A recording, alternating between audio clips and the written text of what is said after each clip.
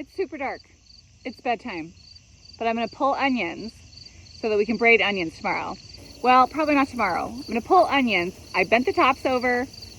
Now I'm gonna lay them out and then we'll be braiding later this week. But gotta get the job done before bedtime. Now it's morning time. Let's see what we got last night. Okay, here's all the onions I got last night. All right, looks pretty good. I know there's more in here. I didn't make it all the way down the row, so. But these need to sit out and dry out for a couple of days in the sunshine like this, and then we can braid them. I'm gonna use a bunch of these little onions for some recipes for canning and things, and then I will save my bigger onions for cooking into other recipes. Something I think is pretty interesting, like looking over my onion harvest, I got a bunch of really good sized onions, and then I got a bunch of like really small onions too. And so it's interesting because sometimes you read charts or lists or things about like how much should you plant for a family of 4 to have a year supply of this crop or that crop. And this is the interesting thing about gardening,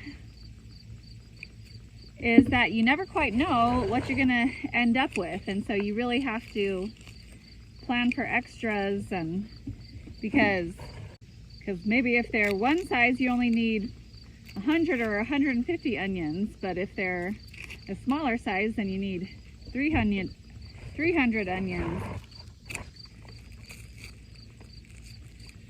So it's interesting. I've had harvests some years where my largest onions were some of these ones that are my smallest onions this year. So always grateful every year for whatever we get, and especially grateful for some of these nice, respectable sized onions. Those are as big as some sold at the grocery store. So okay, there's my crate of medium and small ones, and then I got this big pile of the big ones I'm gonna braid.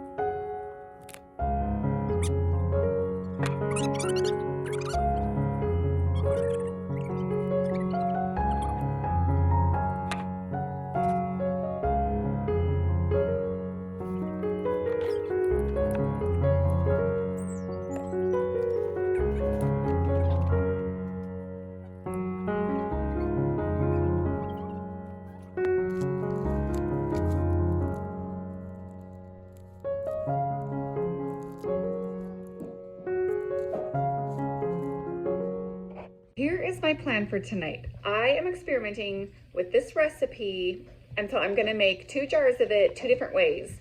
I prepared a bunch of dry beans yesterday. That was what I got to yesterday. I soaked some dry beans, but it's because I was cooking a really amazing garden fresh dinner, so it's not like I wasn't being lazy or anything. It is my understanding that I don't like canned corn. This is based solely on store-bought canned corn. So I'm unsure if I have different feelings about homegrown and home canned corn. So the recipe calls for corn, and so I'm gonna can up 1 jar with corn in it and 1 jar without corn, and I'm gonna compare the 2 because I can always do the jars without corn and then add frozen corn afterwards because I like frozen corn. So that's why I'm experimenting doing it 2 different ways. So what we have here is homegrown onions, homegrown garlic, homegrown tomatoes, homegrown corn, home harvested broth, homemade broth, and then these beans that I bought, but I do have beans growing in the garden. So sometimes when I think about things like this, I try and keep track of meals that I could make 100% for my homestead, even if this time it isn't 100% for my homestead. So just for mental notes. Okay, and then the last thing it calls for is, well, the recipe is for tomatoes with green chilies. I don't have any green chilies right now. I have jalapenos. I'm gonna just put a little bit of jalapeno, homegrown jalapeno in there. Onions, garlic, tomato, corn, jalapeno.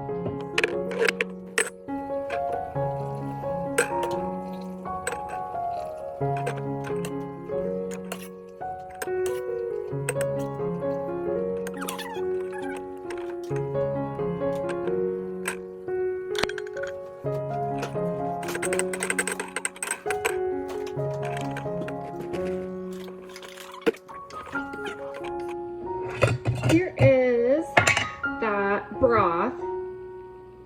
What do we call it? Chiffon? What's it called? Chiffon. Okay, yeah, so it's chiffon broth. Okay, AKA goat. Okay. So I'm gonna take this fat cap off so I can get to the broth. It's like gelatiny, so I'm gonna go warm it up real quick. Real quick, salt first.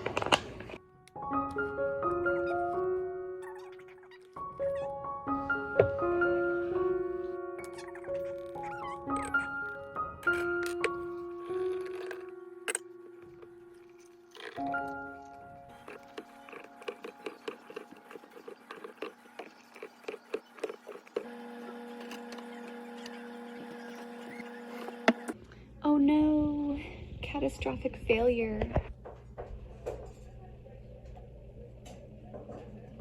It just happens. The jar gets a hairline crack in it or something from getting banged on the counter or banged on something else, and then in the pressure it cracks.